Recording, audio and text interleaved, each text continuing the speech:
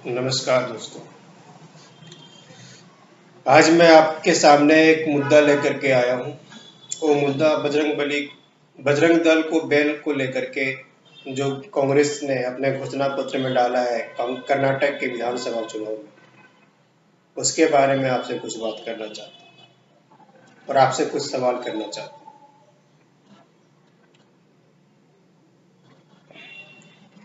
क्या बजरंग दल कोई आतंकवादी संगठन है? अगर यह आतंकवादी संगठन नहीं है तो इसकी तुलना एक आतंकवादी संगठन पीएफआई से कैसे किया जा सकता है?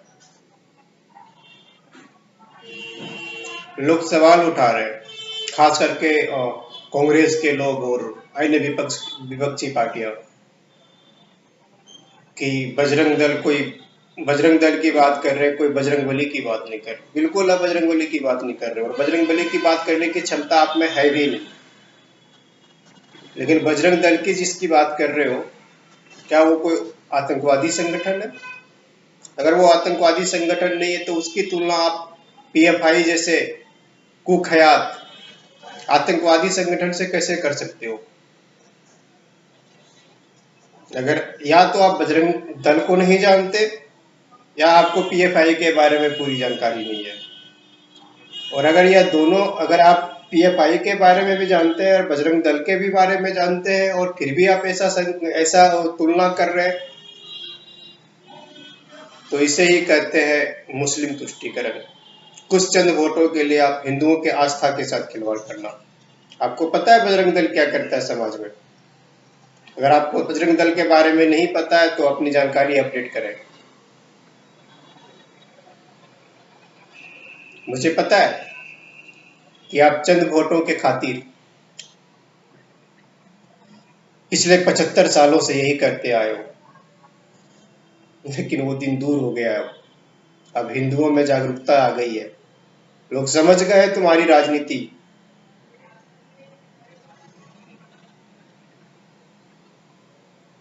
और बजरंग दल की बैन करके कांग्रेसियों ने उड़ता हुआ तीर अपने पिछवाड़े में ले लिया है। मैं भी मानता हूं एक बीजेपी का कट्टर समर्थक होते हुए कि कांग्रेस को काफी एज था कर्नाटक में। हमारी लोकल यूनिट, बीजेपी की लोकल यूनिट की वजह से कांग्रेस शायद वहां सरकार बना लेती, लेकिन मोदी को डायरेक्ट गाली दे करके बजरंग दल को बैन करने की बात करके कांग्रेस ने अपने पिछवाड़े में उड़ता हुआ तीर ले लिया। इससे ज्यादा मैं क्या कहूं? और ये गलती कांग्रेस कर्नाटक में ही नहीं करती है, वो हर एक स्टेट में करती है। उन्हें हिंदुओं के वोट से कोई मतलब नहीं, उन्हें चंद मुसलमानों के वोट मिल जाए वही काफी। बाकी हिंदू में कुछ सेकुलर हिंदू जो है वो तो उसको वोट करेंगे ही, और उसका पिछवाड़ा लाल भी कर दे तब भी वो उसे ही वोट करेंगे। लेकिन कुछ न्यूट्रल और जो कट्टर हिंदू है वो तुम्हारे इस बजरंग दल को बैन की बात करके कांग्रेस में तुम्हारे कर्नाटक के चुनाव में तुम्हारे खटिया खड़ा कर देंगे।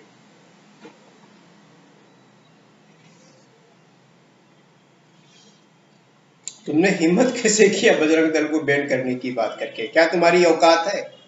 राज्य सरकार बैन करती है सब संगठन पे, किसी भी संगठन पे, या बजरंग दल हो या पीएफआई हो या एसडीपीआई हो या कोई भी आतंकवादी संगठन हो या कोई भी संगठन हो। क्या राज्य सरकार के जिम्मे है ये? राज्य सरकार के राज्य सरकार ये सारे चीजों पे बैन कर सकती है? अगर नहीं कर सकती है तो आप किस तरह से मुसलमानों को बरगलाने के लिए, जो पीएफआई के सपोर्टर है उसको ये जताने के लिए कि देखो मैं बजरंग दल को भी बैन कर दूंगा जब मैं सत्ता में आऊंगा, यही जताना चाह रहे थे आप? क्या जताना चाह रहे थे आप?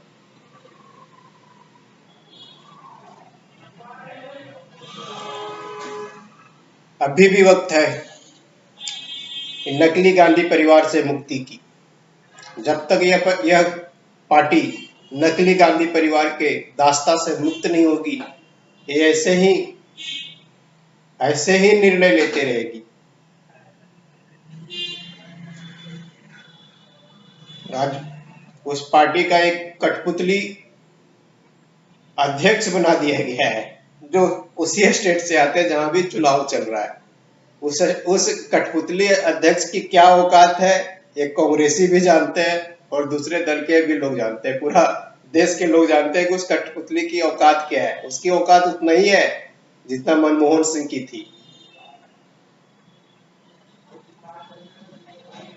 आज और मैं ज्यादा कुछ नहीं बोलना चाहता हूँ, मुझे बस बजरंग दल के पेन के बारे में ही आपसे बात करनी थी।